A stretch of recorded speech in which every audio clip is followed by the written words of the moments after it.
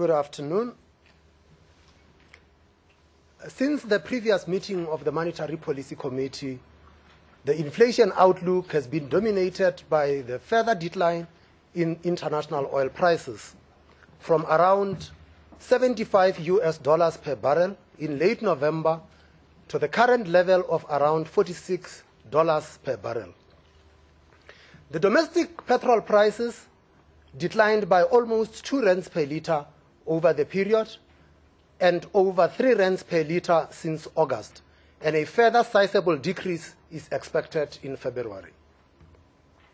The decline in domestic prices occurred despite some offsetting effects from a further depreciation of the rand against the US dollar.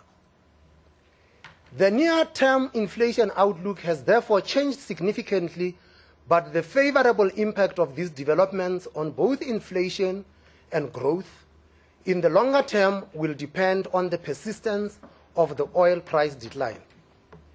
Even a moderate increase in oil prices going forward will reverse the favorable inflation trajectory, and the inflation and growth benefits, whilst welcome, are expected to be temporary. At the same time, the impact of load shedding and a deterioration of the global growth outlook are likely to offset some of the positive impacts of the lower petrol price on domestic growth. The year-on-year inflation as measured by the Consumer Price Index CPI for all urban areas maintained its recent downward trend and measured 5.8% and 5.3% in November and December respectively, down from its recent peak of 6.6% in May and June 2014. This trend reflected continued moderation in food and petrol prices. Food price inflation measured 7.4% in December, down from 7.7% in November, while prices declined by 5.5%. By contrast, core inflation, which excludes food, petrol, and electricity, remained near the upper end of the inflation target range, but moderated to 5.7% in December from 5.8% previously. Headline producer price inflation for final manufactured goods was also favorably impacted by declining oil and agricultural crop prices and measured 6.5% and 5.8% in November and December respectively, compared with 6.9% and 6.7% in the preceding 2 months. The decline in international oil prices has prompted a downward revision of the oil price assumption in the bank's forecasting model, with a significant impact on the near-term inflation forecast. The longer-term impact will be dependent on the persistence of these lower prices, which have been a reaction to global supply and demand factors, as well as a change in the behavior of key oil producers. With supply still plentiful and global growth prospects remaining relatively subdued, lower oil prices are expected to persist for some time. However, our forecast makes provision for a moderate increase over the next 2 years. Having averaged 6.1% in 2014, inflation is now expected to average 3.8% in 2015, compared with the previous forecast of 5.3%, and to reach a low of 3.5% in the second quarter of this year, compared with 5.1% previously. The steep decline in 2014, however, produces a strong base effect in 2016, and when combined with a slightly higher oil price assumption and a depreciated nominal effective exchange rate of the rand, results in an average inflation forecast of 5.4% for the year, 5.5% previously, and 5.3% in the final quarter. The impact on core inflation is far less pronounced. Core inflation is expected to average 5.5% and 5.1% in 2015 and 2016 respectively, from 5.7% and 5.3% previously. The peak is expected at 5.8% in the first quarter of 2015. Inflation expectations, as reflected in the survey conducted by the Bureau of Economic Research at Stellenbosch University, moderated from 6.1% in the third quarter of 2014 to 5.8% in the final quarter. Analysts and trade unionists revised their forecasts for 2015 downwards by 0.3 percentage points to 5.4% and 5.9% respectively, while the forecasts for business people were 0.2 percentage points lower at 6.2%. Forecasts for 2016 are unchanged for the latter category, but both analysts and trade unionists expect a 0.1 percentage point increase in 2016 relative to 2015. Whilst this downward revision is a welcome development, it is too early to assess whether or not this represents the start of a sustained downward trend. At these levels, expectations still remain uncomfortably close to the upper end of the target range. According to the Reuters poll of economic analysts conducted in January, the median inflation expectation is 5.0% in 2015, rising to 5.5% in 2016. The low point of the inflation trend is expected in the second quarter, with the median at 4.6%, but with expectations ranging from 3.4% to 5.9%. The inflation expectations, as reflected in inflation-linked bonds, have been volatile, having increased in response to the weaker exchange rate in November, but since mid-December have exhibited a steep decline. Both the 5-year and 10-year break-even rates have declined to levels below 5.5%. The global economic growth outlook remains mixed, despite a strong performance by the US economy, lower international oil prices, and the quantitative easing announced by the ECB. The US economy grew at an annualized rate of 5.0% in the third quarter of 2014, the fastest quarterly growth rate since 2003. The unemployment rate continued to decline as job creation accelerated, and lower oil prices have provided a boost to consumption expenditure. Growth in the UK also remains robust, despite slower fourth quarter growth. By contrast, growth prospects in a number of other advanced economies have deteriorated, with Japan in a technical recession and the Eurozone remaining weak amid fears of deflation. Lower oil and other commodity prices have had divergent implications for growth forecasts of different emerging market economies. Deteriorating prospects in some emerging markets contributed to the lowering of the IMF's 2015 global growth forecast by 0.3 percentage points to 3.5%, with notable downward revisions to Brazil, China, Mexico, Nigeria, and Russia. Growth in China is now expected to moderate to 6.8% from 7.4% in 2014 as the economy continues to rebalance towards domestic consumption and reduce vulnerabilities in the banking system. Although Africa remains one of the high-growth regions, weaker commodity prices pose a risk to the outlook. The impact of lower oil prices on global inflation is expected to influence monetary policy responses. Although the US Fed has indicated that policy rates are still likely to rise from around the middle of the year, recent market expectations are pricing in a later start as inflation remains low. Furthermore, Fed guidance suggests that normalization, when it does begin, is likely to be at a gradual pace.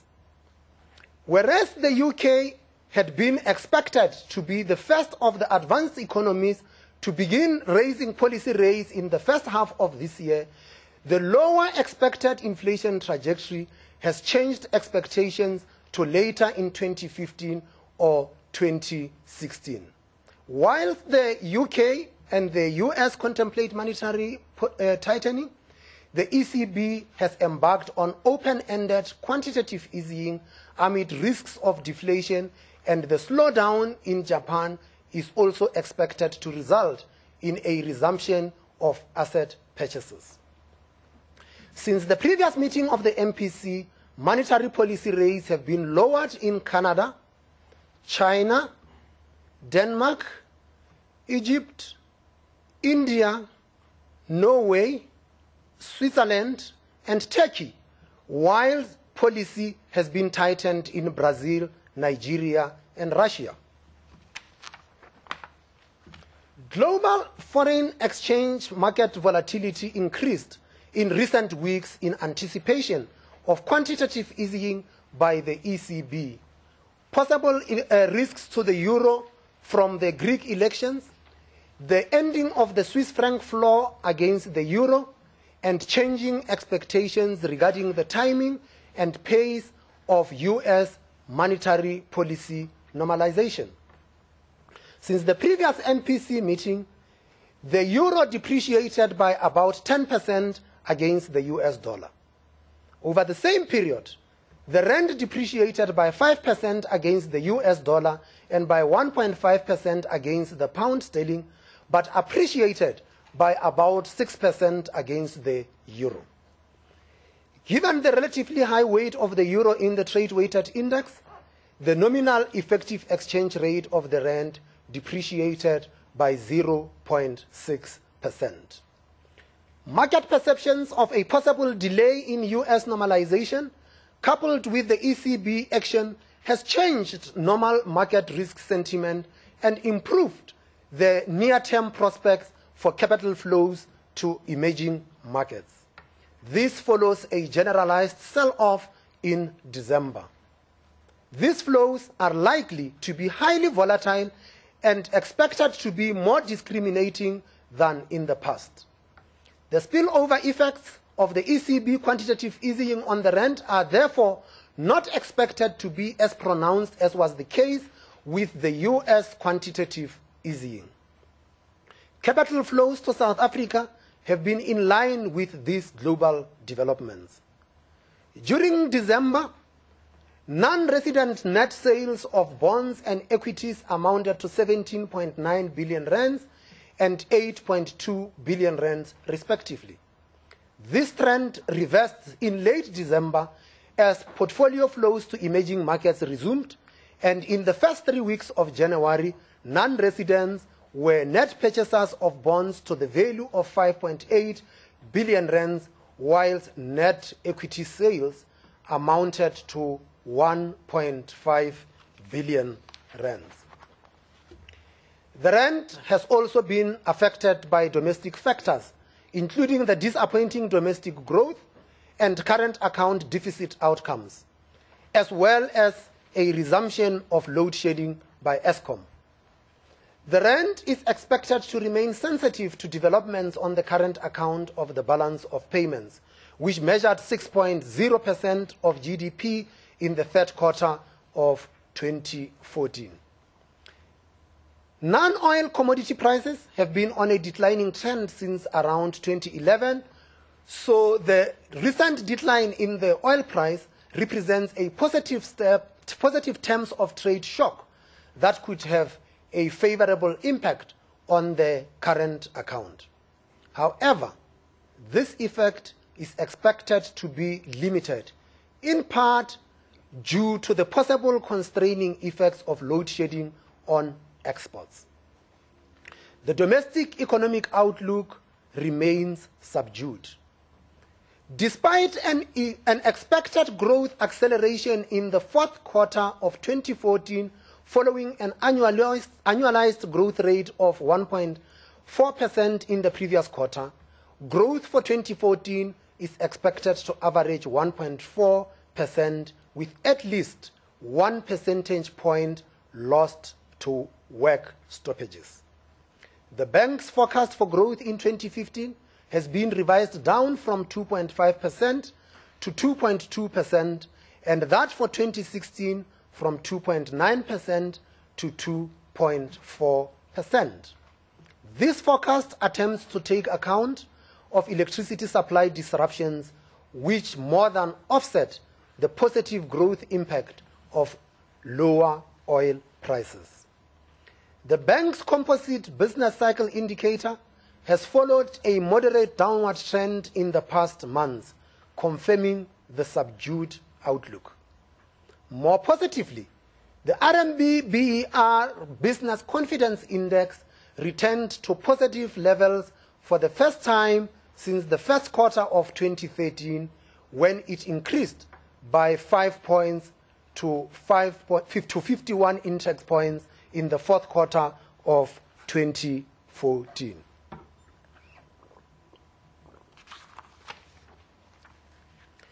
The mining sector, which expanded output by 6.2% on a 3-month to 3-month basis in November, is expected to contribute positively to fourth quarter growth, despite the 1.4% month-to-month contraction in that month.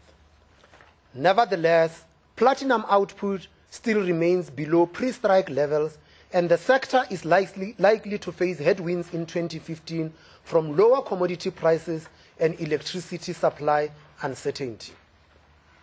The outlook for the manufacturing sector, which contracted for 3 consecutive quarters, is looking more positive following the resolution of strikes in the sector, with a 3-month to 3-month increase in November of 4.1%. However, output declined by 2.1% on a month-to-month basis due to electricity supply disruptions. The Kagiso PMI declined to 50.2 index points in December from 53.3 points in November, indicating an expectation of positive but subdued growth in the sector. Although gross fixed capital formation was the largest contributor to GDP growth in the third quarter of 2014, the trend remains weak. Growth in gross fixed capital formation measured 2.1% in the third quarter of 2014, following 2 consecutive quarters of contraction.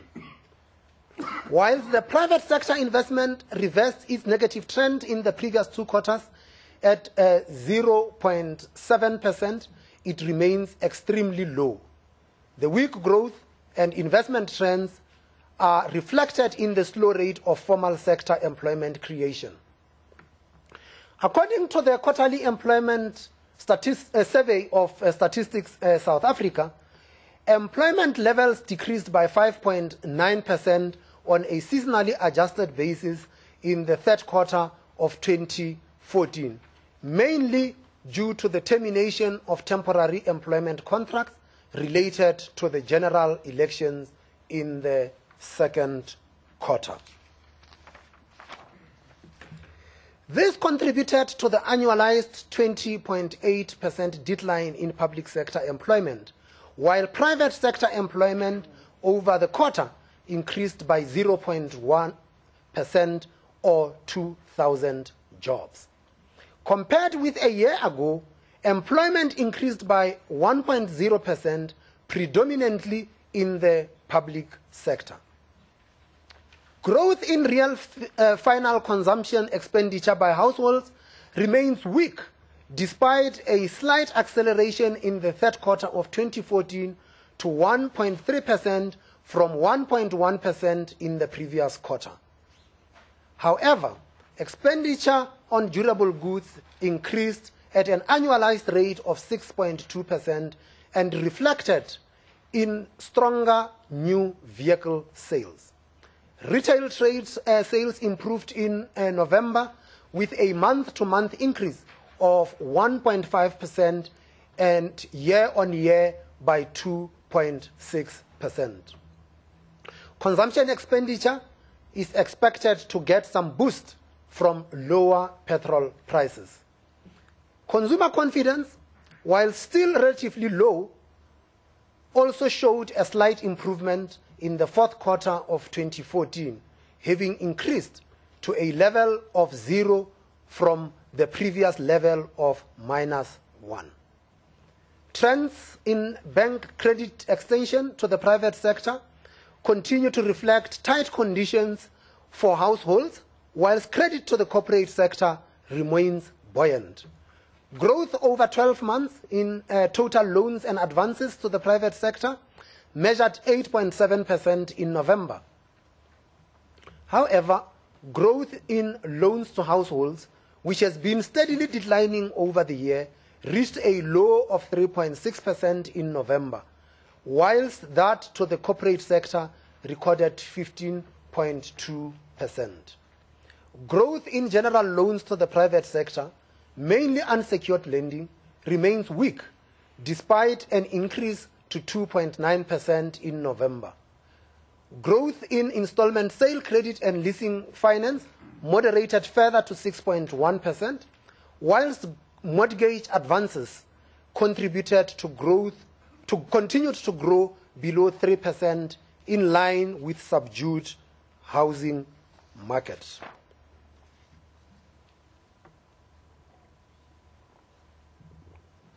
These trends are assessed to be a reflection of both continued credit conditions and weak demand as household indebtedness remains high.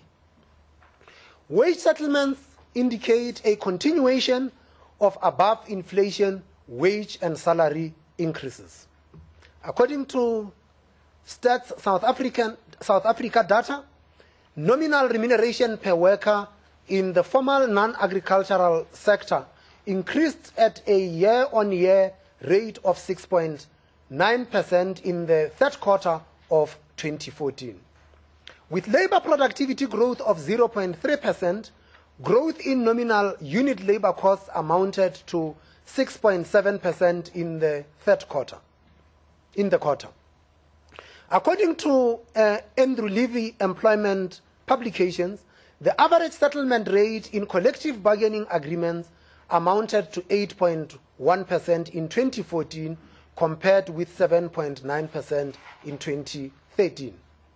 The outcome of the public sector wage settlements, due to be implemented in April, is expected to have an important bearing on the general trend of wage settlements in the economy in 2015. Food prices remain a major source of inflation pressure, with increases still in excess of the headline inflation rates.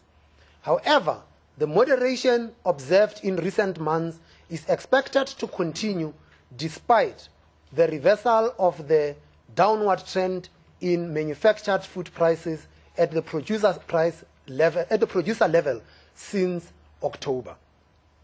Agricultural food price inflation remains low, having measured 1.4% in December, with a bumper maize crop expected this year. Global food prices have continued to decline, with the Food and Agricultural Organization Food Price Index declining by 3.7% in 2014. The inflation landscape has changed significantly in recent weeks, but the outlook for international oil prices is highly uncertain. Unless a persistent oil price decline is assumed, the impact on the inflation trajectory will dissipate over time. The key issue for the MPC is the extent to which second-round effects become evident and lead to a more generalized inflation moderation over the forecast period and to a further and sustained decline in inflation expectations. The forecast of core inflation at this stage indicates a relatively muted decline in underlying inflation. The rand exchange rate against the US dollar remains an upside risk to the inflation outlook and is vulnerable to the timing and pace of US policy normalization, despite the partial offset from a weaker euro. Further depreciation of the rand against the US dollar could also erode the positive benefits of lower oil prices on inflation. The slow pace of contraction of the current account will continue to keep the rand sensitive to both domestic and external factors. Along with the exchange rate, wage and salary increases in excess of inflation and productivity growth remain an upside risk to the inflation outlook. Unless nominal wage increases moderate in the lower inflation environment, the beneficial effects of the depreciated currency on competitiveness will be eroded. The MPC views the overall risks to the inflation outlook to be more or less balanced, with no evidence of excess demand pressures on inflation. Notwithstanding a downward revision to the growth forecast, the risks are assessed to be moderately on the downside. This is due to the likely protracted nature of the electricity supply constraints and their consequences for domestic output, as well as for business and consumer confidence. However, given the supply-side nature of this constraint, the impact of further monetary policy accommodation on growth is likely to be limited, in the absence of progress being made in the alleviation of electricity constraints.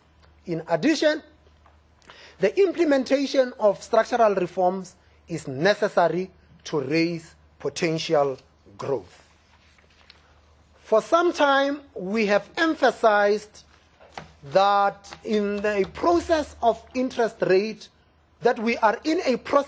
interest rate normalization. The lower inflation path gives us some room to pause in this process, particularly against the backdrop of a continued weakness in the economy. The MPC has therefore unanimously decided to keep the repurchase rate unchanged at 5.75% per annum. The MPC is aware that the moderation in inflation could raise expectations of lower interest rates. The MPC is of the view that the bar for further accommodation remains high and would require a sustained decline in the inflation rate and inflation expectations. That concludes the statement of the Monetary Policy Committee. And at this stage, I would like to invite you to pose questions. I will take 3 at a time. And as is usual, please identify yourself and the name of the organization that you come from. I will take the questions and I will answer the easier ones and refer the more difficult ones to my colleagues over here. Let us start here in the front. I think it's Miriam, then the lady in red, and the gentleman next to Renee. Good afternoon, Governor. It's Mariam Issa from the Sunday Times. In the statement, the MPC made note of the fact that it had assumed a moderate increases in the oil price for the next couple of years. Could you give us any idea of what your oil price assumptions are?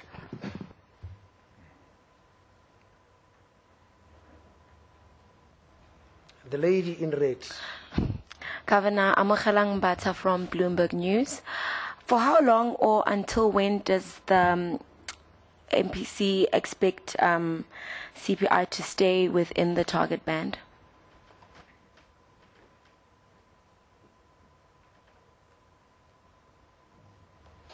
Sir. Yeah, Ed Stoddard with Reuters. I was just wondering, Governor, when do you expect... sorry, Ed Stoddard with Reuters. Reuters. Yeah. Governor, I was just wondering, when do you expect to fill the vacant position on the MPC? Do you expect to have a full house for your next meeting? Thanks.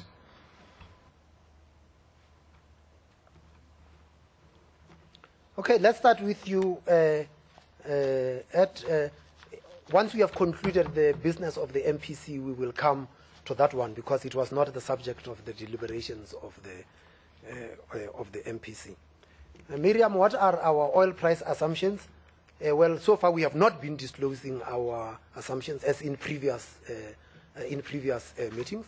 All that we could say to you is that the oil price assumptions that we have in the forecast, that embedded in the forecast now, are significantly lower than the oil price assumptions that we had in November. So that is all that I could say to you. How long do we, how long do we expect to be within the target? We expect to be within the target throughout this year and next. Over the forecast period, we do expect that there will be a blip in one of the quarter to about 6.1, but we are remaining within the target. Yeah? We are remaining within the target, yeah. We will remain within the target. This year, we are within the target. And next year. The forecast period is over a 2-year period. So you expect the blip next year, Governor? Well, I thought that it was a blip, but it is not a blip. We will remain within the target.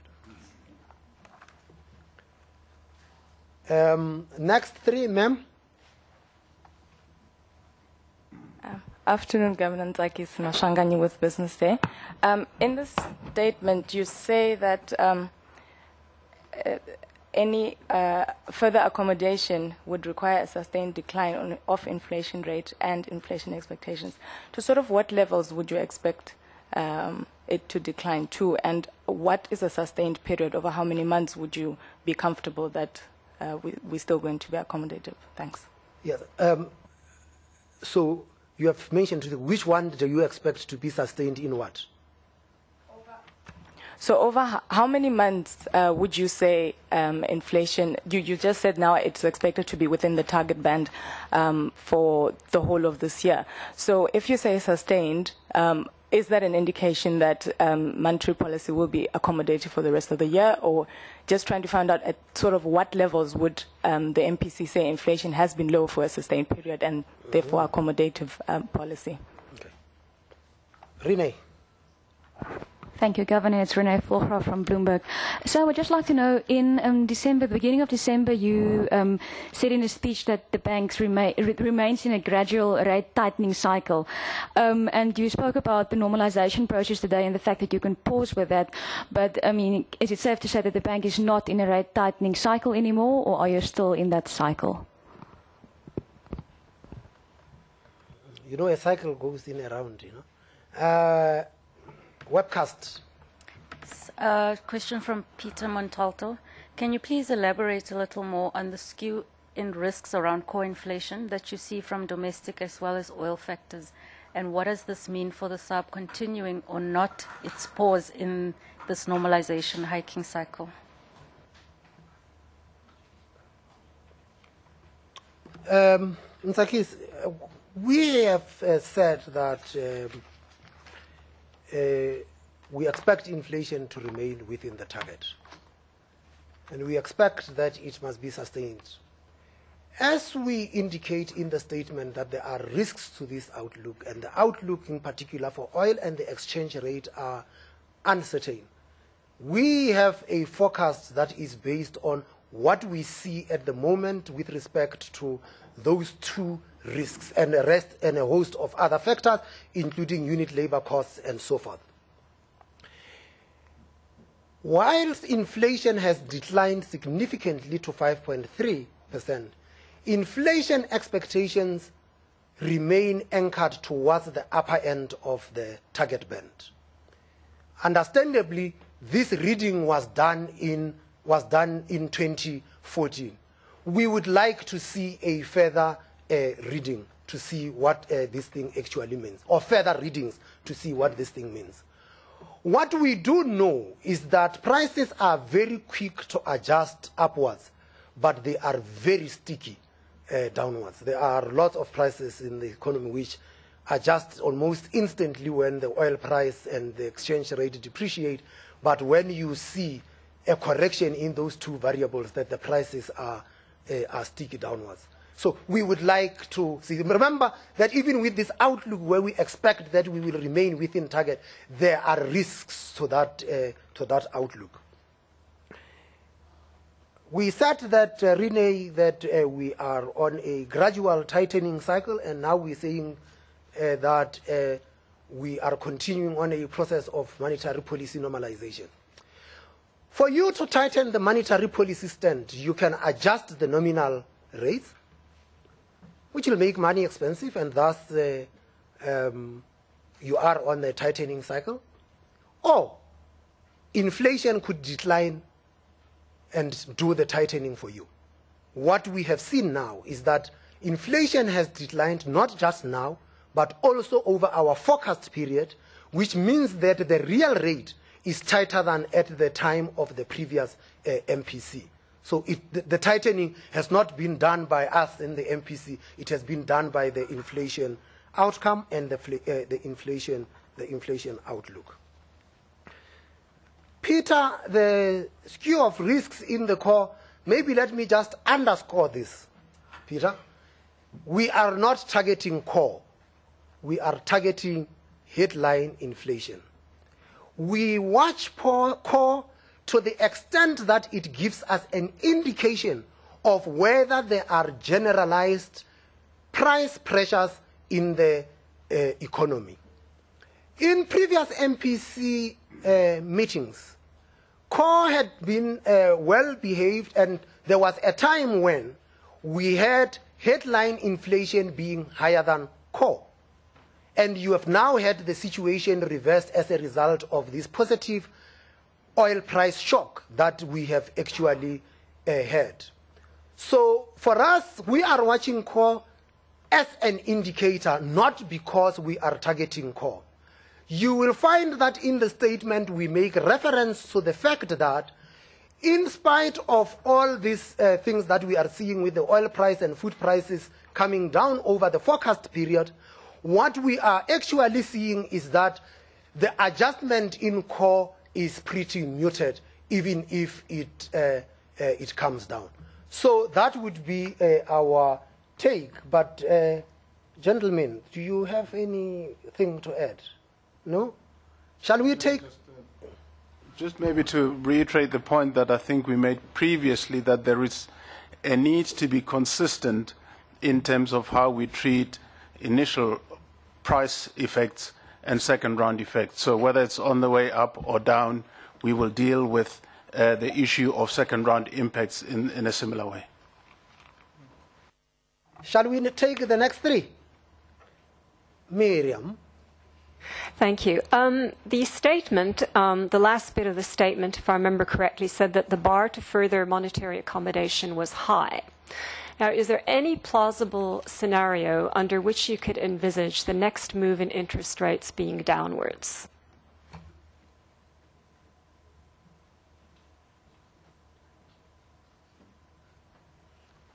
Any other question? Webcast? It's Daniel Marcia from Deutsche Bank. Governor, are you concerned that the increase in real rates implied in current policy levels will weaken the economy further?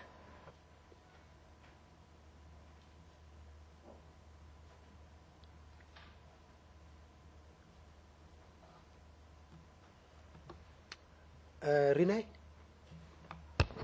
Thank you, Governor. Following on your explanation about the SARB watching core CPI as an indicator, how worried is the MPC about the fact that core CPI or core inflation is going to surpass headline inflation this year? I mean, what does that indicate to you?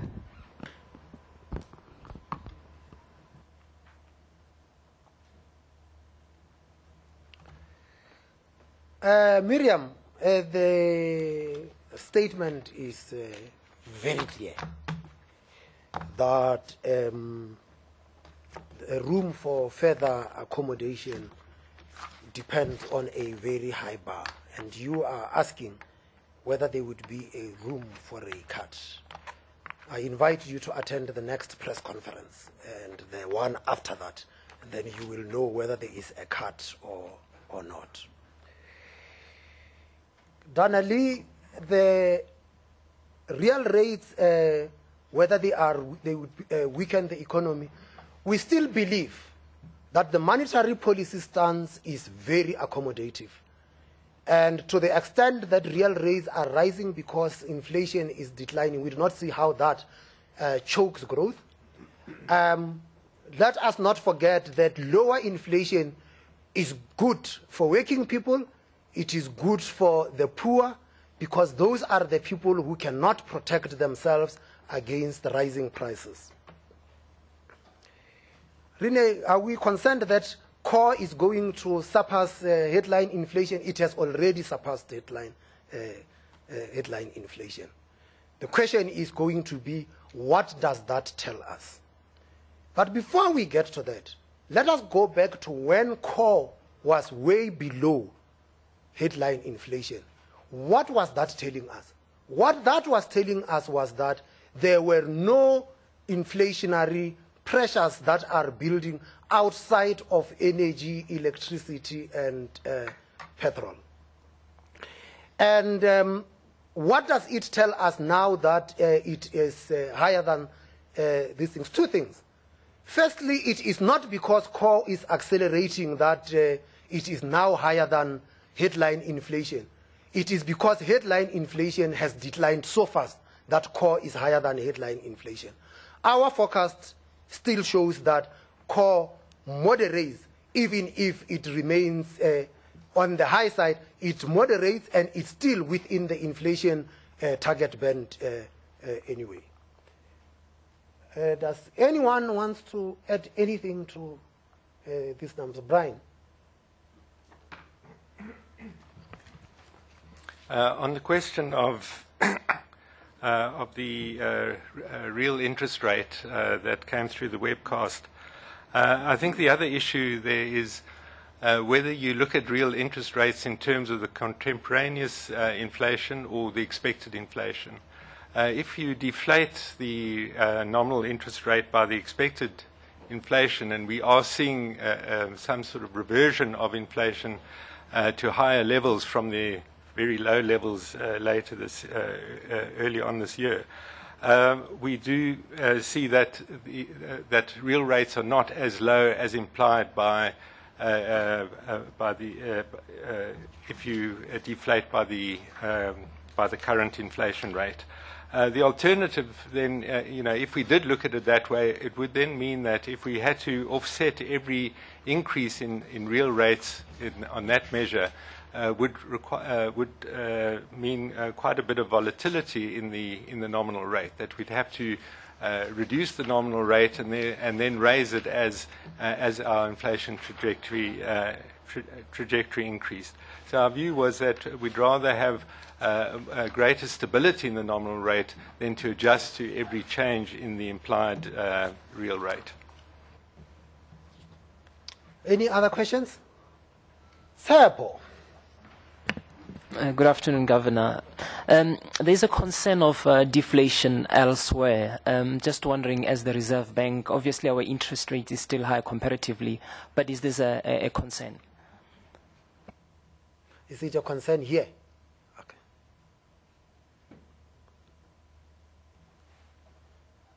Webcast? It's Nuno Kamara from the Fortress Investment Group. Do you believe the world is getting into the second round of currency wars?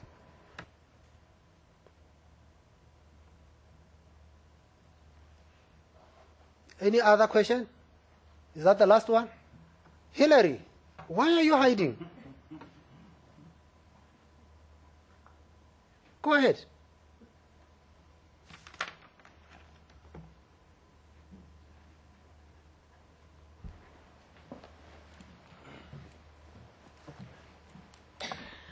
Governor, the statement indicated that one of the reasons that there was no point in making monetary policy more accommodative was that growth was being constrained by load shedding and electricity shortages. How much did that weigh on your decision? In other words, the notion that there was not much that could be done by monetary policy.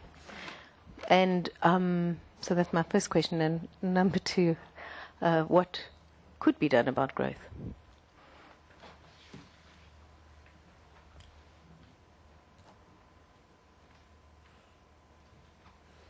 Any other? So that's those are the last ones, yeah? Okay, are there any currency warriors amongst us that I will ask to Mr. Minele? I mean, I'm sure you have seen the warps before. You can help us here. Let me deal with Tsepo's question. Tsepo, our outlook shows that we will continue to have inflation. The countries that you worry about that have deflation, the debate in those countries is whether the central banks have got the ability to create inflation. We have got a different focus here at the moment because inflation has just really, it's within our target band, but above the midpoint of the target range. We foresee that the lowest that it would be, which would be in the second quarter of this year, that it would reach 3.5%. By no way a deflationary situation. So we have got no fear that there is a threat of deflation at the moment in South Africa. And let me ask Minele to deal with the currency wars, and then I will deal with Hillary's question. Actually, Kuben, I think that you should do some work. You deal with Hillary's questions. Okay. Yeah.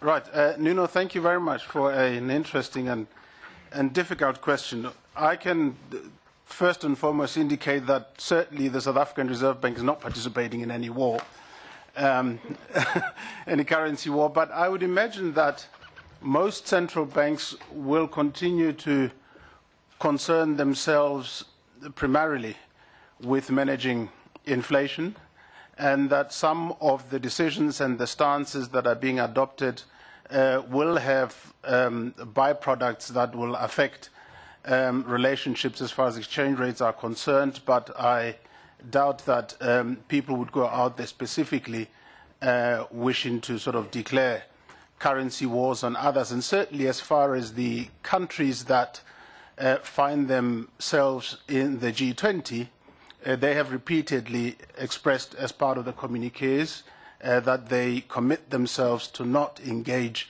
in competitive devaluations. So that's all I can say. There will be, of course, impacts in terms of currency movements based on decisions that are being made in executing central bank mandates, and those things just have to be managed. Thank you, Governor. I think the way in which we think about the electricity constraints in relation to monetary policy brings in the way in which we think about potential GDP growth. So let's assume that there were no electricity constraints, and we think that GDP growth is likely to be below potential GDP. That would suggest that there'll be disinflationary pressures. And that would suggest, under normal circumstances, that monetary policy, if made more accommodative, can provide stimulus to the economy. However, the electricity constraint does, either temporarily or for a period of time, reduce potential GDP growth. And so even though we're growing below long-term potential, it is likely that additional stimulus at the moment will not necessarily support growth because there isn't the supply capacity. The economy can't supply significantly more goods, and therefore stimulus might lead to leakage in the form of imports and might have a limited effect on growth. And I think that that's the way in which we think about those relationships. So yes, the electricity constraint is a factor in the way in which we've thought about those. But I do think in the present circumstances, even if there were no electricity constraints, given the medium-term projections that inflation is likely to rise, and the risks to the currency in the medium to long term from normalization, we might still not have made monetary policy more accommodative. On the second question on what to do about growth, we could probably be here all afternoon. But I do think it's important to separate the short-run issues from the longer-run issues. In the short run, it is quite clear that both electricity constraints and work stoppages have been the biggest drains on growth. In the longer term structural issues, from transport costs to quality of education, the ability to import skilled labor, regulatory burdens, are all issues that need to be tackled. That's not a new list, it's out there. Even if those are tackled now, you'll see longer-term growth potential rise, but you may not see shorter-term potential rise, partly because of the binding nature of the electricity constraint. Okay, any last takers? Sorry, can I just add something about the... You are not a taker, you are a giver. I know. Maybe just one comment about around deflation. Two issues. Inflation expectations remain quite anchored towards the upper end of the range, and we saw an improvement from 6.2, but it's still stick at 5.9. And I think something else that differentiates our country from countries where they are facing the possibility of deflation is the fact that those countries are operating at the lower zero bound. Whereas in South Africa, we still have quite significant nominal interest rates, which therefore, from a policy tool perspective, gives us some room to deal should we be confronted with such a situation. Nothing on the webcast? It's Daniel Lee again from Deutsche Bank. Governor, could you please share the SARB's forecast on the current account deficit for this year? What is the impact of the terms of trade shock on your forecasts? Well, we had indicated that we expect that there is a positive terms of trade shock. The decline in the oil price relative to the decline in our the prices of our exports shows that we are having some positive terms of trade shock. I think in the final analysis is how sustained that that is. With respect to the current account forecast, I thought I had a 6 somewhere. No, we didn't present any forecast. Actually, we do not normally present a forecast for the current account deficit. We do observe the trends as they come through, but we don't provide a current account forecast in our deliberations. Okay, Ed, do you want to have one last say? It looks like you. Oh. Oh yes, you see, I was going to forget. You see, it helped that you did that.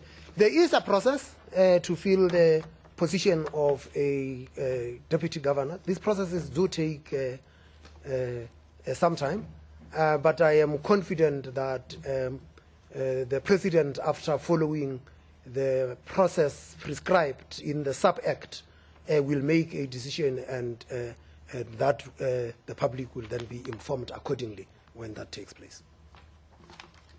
Thank you very much, ladies and gentlemen. That concludes the business of today.